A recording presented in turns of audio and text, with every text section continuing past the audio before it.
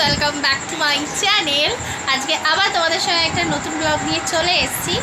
আর এই দিকে রয়েছে ইনি এখন রেডি হচ্ছে কারণ আমরা এক জায়গায় বেরাবো। তো সেই ব্লগটাই আজকে তোমাদের সঙ্গে নিয়ে এসেছি। দূরে কোথাও যাবো না, কাছাকাছি যাবো কারণ প্রচণ্ড গরম পড়েছে। আর ইনি খেলা দেখতে ব্যস্ত হয়ে গেছিলো, যার জন্য অনেকটা দেরি হয়ে গেছে, তাই তো? 10টা তোমার। আচ্ছা, তো আজকে হচ্ছে একটা খুবই স্পেশাল দিন, সেই জন্য আজকে ব্লগটা করছি। পুরোটা দেখো, ভালো লাগলে জানিও। তো রেডি হয়ে গেছি, বাড়ি থেকে বেরাবো। রাস্তায় বেরিয়ে তারপর আবার কথা হচ্ছে, দেখতে থাকো, সঙ্গে থাকো, চলো। তো ফ্রেন্ড, এখন আমরা চলে এসেছি একটা রেস্টুরেন্টে। আর এটা কিন্তু পুরোপুরি আমার প্ল্যানিং ছিল। অপু কিন্তু এটা সম্পর্কে কিছুই জানতো না। আমি ঠিক করেছিলাম যে ওকে একটা ছোট্ট করে সারপ্রাইজ দেবো, কারণ ও চেয়েছিল যে আমরা একবার হলেও কেক কাটিং করি দুজনে একসাথে। সেই জন্যই কিন্তু আমি ওকে না জানিয়েই দুটো কিউট কিউট কেক কিনেছিলাম, আর তার সঙ্গে থামস আপও এনেছিলাম আসার পথে। আর এখানে আমরা যেটা অর্ডার করেছিলাম, চিকেন স্টিক কাবাব। আমাদের অর্ডারটা কিন্তু এখন চলে এসেছে। স্টিক কাবাবগুলো খুব সুন্দর করে সাজিয়ে দিয়েছিল সস ও স্যালাড দিয়ে, আর খেতেও কিন্তু কাবাবগুলো হেভি ছিল। আর এখানে সস দিয়ে খেতে বেশি ভালো লাগছিলো, আর চিকেনের স্টাফিংসটা কিন্তু পুরো ছিল। তো এখানে আমি ওকে খাইয়ে দিচ্ছিলাম, আর ও কিন্তু খেয়ে বলছিল যে হ্যাঁ, এখানকার কাবাব সত্যি খুবই ভালো। আর এর আগেও কিন্তু তোমরা ভিডিওতে দেখেছো ফ্রেন্ড, আমি এখানে এর আগেও গেছি, ভিডিও করেছি। এটা নতুন করে বলার কিছু নেই। যারা মধ্যমগ্রামে থাকো তারা অবশ্যই কিন্তু তারকনাথ ফুড সেন্টারে খাবার একবার হলেও ট্রাই করো, তো তোমরাও বুঝবে কতটা টেস্টি। আর এখানে আমি বাদরামও করছিলাম ওর সাথে, ও খাচ্ছিল। তো বন্ধুরা, আজকে ছিল দিনটা খুবই স্পেশাল, কারণ আজকের দিনে কিন্তু অপু আর আমার ফার্স্ট দেখা হয়েছিল। সেই জন্য আজকের দিনটা আমাদের দুজনের কাছে খুবই স্পেশাল। যারা যে সকল বন্ধুরা আছো, আমাদেরকে এত ভালোবাসা দাও, এত ভালোবাসো, তারা অনেকেই বলো যে দিদি তুমি দাদাকে নিয়ে ভিডিও করবে, রিলস করবে, তোমাদের জনকে একসঙ্গে খুবই ভালো লাগে।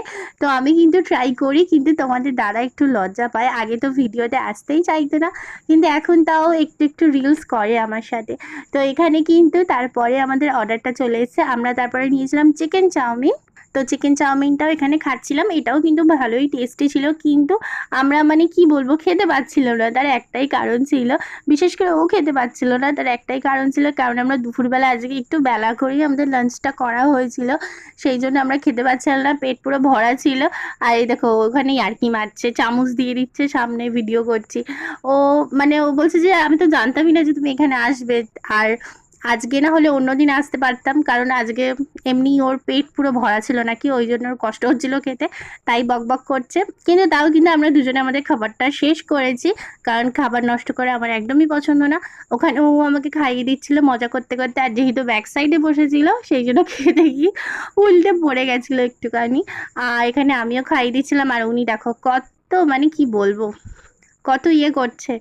তো না হলে পরের বার বলবো ও আমাকে খাইয়ে দিল না, আমি কিন্তু তোমাকে খাইয়ে দিয়েছি। তো এখানে কিন্তু আমরা কেক কাটিং করেছিলাম, আর একটা কাকু ছিল, সেই কাকুর সঙ্গেও কিন্তু আমরা আমাদের এই স্পেশাল দিনটা শেয়ার করেছিলাম। কেক কাটিং করেছিলাম, কাকুকে দিয়েছিলাম, কিন্তু কাকু প্রথমে খেতে চাইছিল না, লজ্জা পাচ্ছিল। কিন্তু তারপরে কিন্তু কাকু আমার কথা শুনেছে। আর তাই এবার আমরা কেক কাটিং করবো ফ্রেন্ড।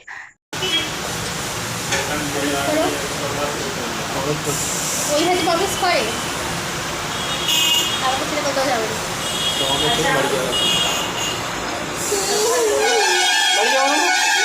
কোথাও যাবে না,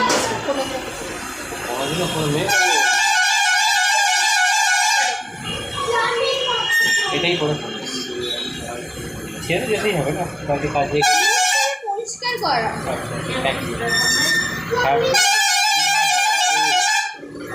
আমাদের মোমবাতিটা আসেনি, মোমবাতিটা আসছে, দেখতে আসছে।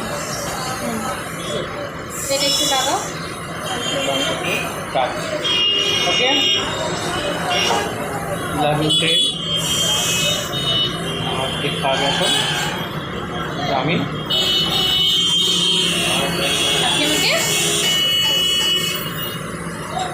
খাবেন না। হাই ফ্রেন্ড, টাটা, আজকের মতো আবার দেখা হবে পরে।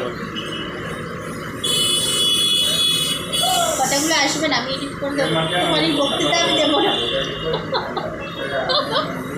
টাটা, বন্ধ করো। পেটের অবস্থা খারাপ আমার। এই ফুল আর চকলেটটা অপুকে আমি গিফট করেছিলাম ফ্রেন্ড। তো এটা আমি পুরোপুরি কিন্তু নিজেই সাজিয়েছিলাম, আর ও কিন্তু আমার জন্য একটা সুন্দর শাড়ি কিনেছে। আর ওটা আমি যখন পরবো তখন তোমাদেরকে নিশ্চয়ই দেখাবো ফ্রেন্ড। তো আজকের মতন ভিডিওটা এখানেই শেষ করছি, কেমন লাগলো অবশ্যই কমেন্টে জানিও। টাটা।